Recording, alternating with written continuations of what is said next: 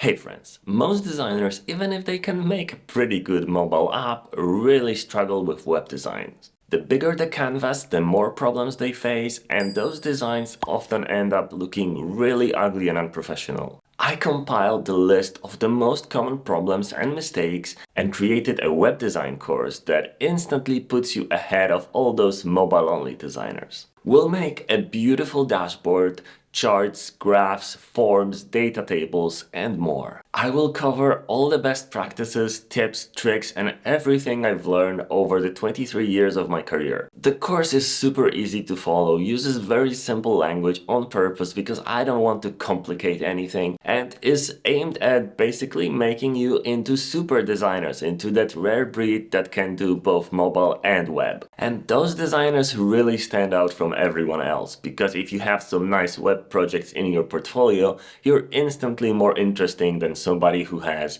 a couple of template-based mobile apps. These skills are really worth having. And if you're watching this before August 11th, when the course launches, this is your last chance to get it at a greatly reduced price. Link in the description.